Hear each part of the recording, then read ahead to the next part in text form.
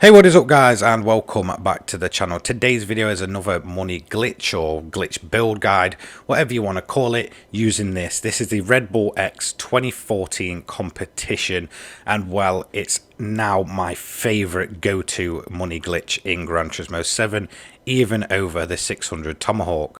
Whilst it's not as fast as a Tomahawk overall, it's much more controllable, and you're still able to hit those corners around about 180 to 200 mile an hour. The faster you go, the more downforce this thing creates. So if you want to buy this car for yourself, it's actually going to be a little bit hefty, around about 3 million from the Gran Turismo dealer.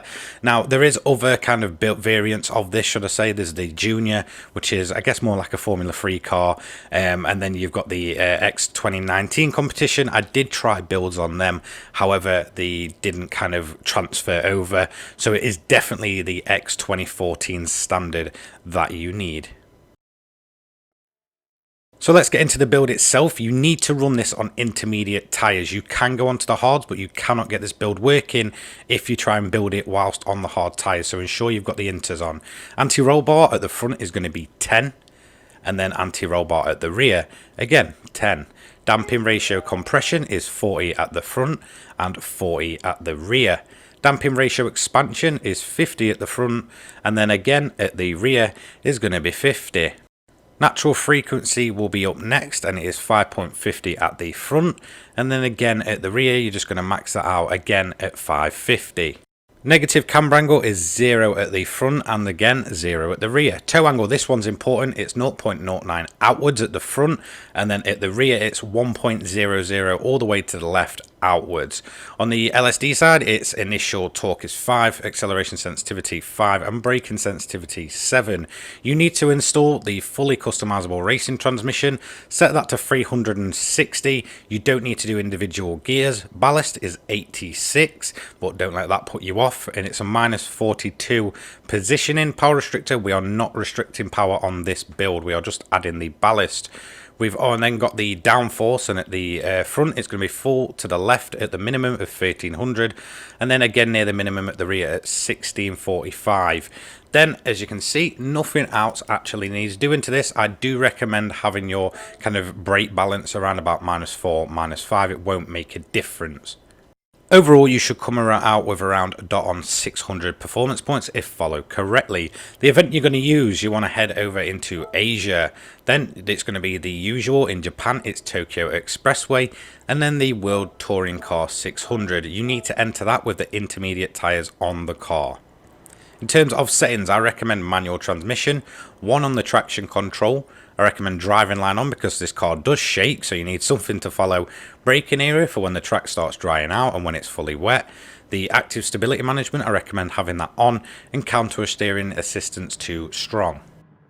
You do not need to kind of change around your power modes. You can run this at fuel mix 1 through the whole race. You want to start on the inters, and the first thing you're probably going to notice is that this car shakes and wobbles like there is no tomorrow. It's absolutely crazy. It's the weirdest feeling through the controller, but eventually your hand will just get numb and you'll become used to it. Now, the best way to run this car is essentially short shift around about half revs all the time. I do find that is the best way to do it. Now, you need to kind of watch closely how I drive this car. So when you first start out, you're in your kind of survival stage, like I like to call it. You want to short shift through the corners. So go down your gears and then short shift straight back up. It's the best way to kind of maintain your traction and not really kind of cause the car to bog down. Obviously, you are on inters this time, unlike the other builds. So essentially, you're going to be quite well off in terms of driving in the kind of rain or wet conditions, whatever you want to call it.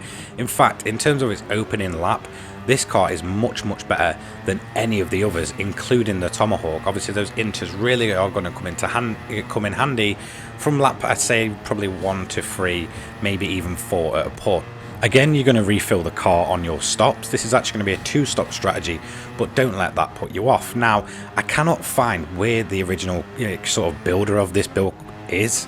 I actually got this from a Facebook Gran Turismo group, so if anyone does actually know the original creator, please send them my way, or just let me know their name and I will give them credit in the description, because I do like to kind of credit creators of these kind of glitches, but obviously I want to kind of make sure I'm going to the right person. I couldn't find really any info on YouTube about this build because it mostly brings up junior methods from Le Mans, so it's really kind of difficult to find where the source of this build comes from. So if anybody does know, just please let me know. So as you can see, the opening lap really hasn't been too bad. Obviously the car may look like it's, you know, glitching out, or the image should I say. It's actually not, it's just violently shaking, but it isn't too bad. You do kind of get used to it.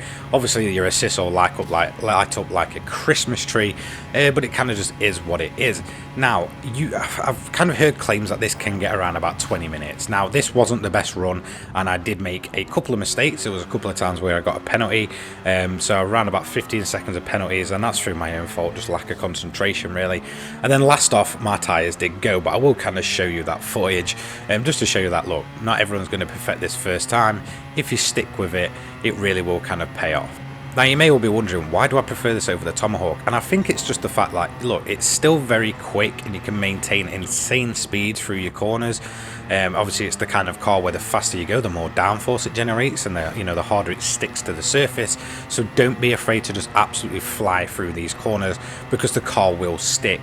It's a lot less twitchy. It's not to the point where it's unstable and it'll just want to throw you in a barrier. It's very much a downforce orientated car with a very, respectable top speed and absolutely insane speed through the corners.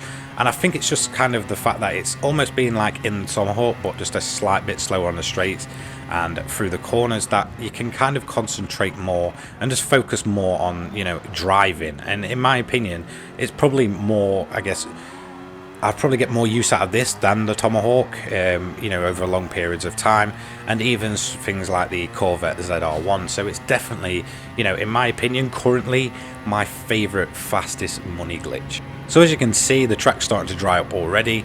Tyre weight is a little bit high on this, but we are going to kind of change them as we go through. Now, when it comes to lapping the AI, this is another reason I much prefer this car.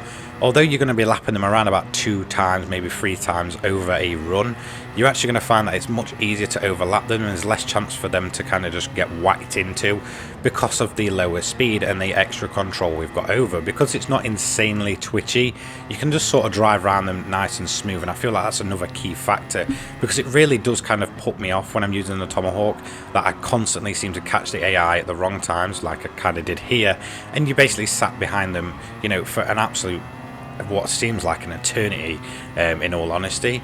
So let's get back on to the actual run itself, as we just overlap a few more cars.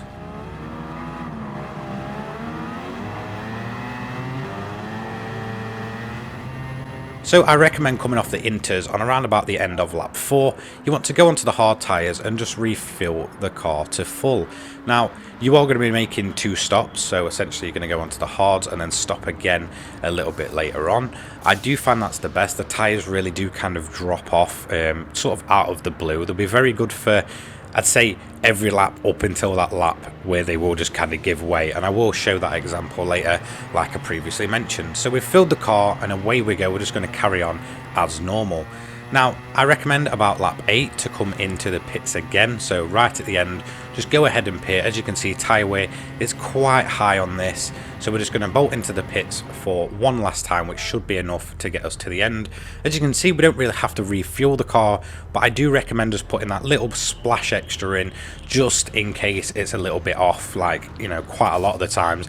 So again, just put the new tyres on, go for a splash and dash, and away you go. This should be enough to the finish. If you can or feel comfortable dragging out an extra lap, then do so, because you're going to see what really happened to me towards the end of the race. Now this is lap 11 and this is my fastest lap, so this is going to be a better showing of how to actually run this car. As you can see, we're mostly maintaining the high gears. It looks like it's moving around quite a bit, but it's actually not as bad as it looks. It's a lot more stable than, like I said, the Tomahawk and the Corvette glitch, so it's definitely not at those extremes. It's probably a bit more than, say, the Lancia and the Alpine, because they are very, very stable builds. It just seems to like to shake a lot. So as you can see, we're going to hit the corners as fast as we can, because this creates more downforce for the car. We are keeping it at fuel mix 1, and we're just going to kind of go down the gears slightly and then short shift back up at the earliest possible chance. Sometimes it is better to kind of rev the car. It all kind of depends on how the car feels exiting a corner. Most of the time you'll be absolutely fine just to hit them full throttle. Sometimes you will kind of just need to, you know, downshift a little bit and get yourself going. I mean, it's only like sort of slight lifts that you really need to do with this car. But as you can see, the 1 lap pace is very, very good. Not quite maybe Tomahawk level, but for maybe those players that aren't as confident with the Tomahawk, you're probably going to be hitting around about the same times you may be in the Tomahawk glitch method. Now, I know that method is kind of really extreme, so again, this is sort of a nice middle ground between something like the Alpine and the Tomahawk. It does kind of in some ways feel like the Tomahawk, so we are going to go across the line with around about a 1:34, which is a very respectable lap. So we're on the last lap here, and you're basically just going to see the car's just going to absolutely drop off a cliff in terms of tyre life. Now, I don't know why this was. When I've done it again, basically my tyres survived that little bit enough to get myself across the line. But on this run here, which is my original run, it basically just seemed to drop off a cliff, and it cost me a ton of time on top of a few penalty laps. So I'm probably running around about 1.5 to maybe 2 minutes extra than I should be. So when I saw the post on Facebook, it basically said, claim 20 minutes. But I can kind of believe it. You know, if you don't run into any mistakes, you get a clean run and you build your confidence up. I can see this build hitting those 20-minute barriers, which again just kind of gives you, that extra bit per hour. You get to do an extra run within an hour. Very, very helpful in terms of, saving up for those more expensive cars. As you can see, overall, even with all the penalties and that big kind of last off and having to sort of crawl to the finish line, we did a 21:58.685 with a fastest lap of 1:34.503, which was set on lap 11. So again, 1 lap pace is good and overall pace is good. Overall, you're going to come away with 825,000 in around about 20 to 22 minutes. And we've even got a 4-star roulette ticket. So overall, in terms of the Gran Turismo 7 glitch methods, this is definitely my favourite, even over the Tomahawk. Purely because I feel like with the Tomahawk, once you are running it over and over again, if you do like 3 or 4 runs in a row, you just feel exhausted because you are constantly fighting against the car. Where I feel like this car definitely kind of works in your favour. That added downforce, being able to take a lot of the corners at Tokyo, pretty much flat out and not having to sort of, worry about it twitching or flying into the barrier over a certain speed. It definitely kind of, for me, is my favourite glitched method currently. So make sure you jump on this one and let me know what you thought of it. I will see you all in the next one. I just want to give a big shout out to my channel members.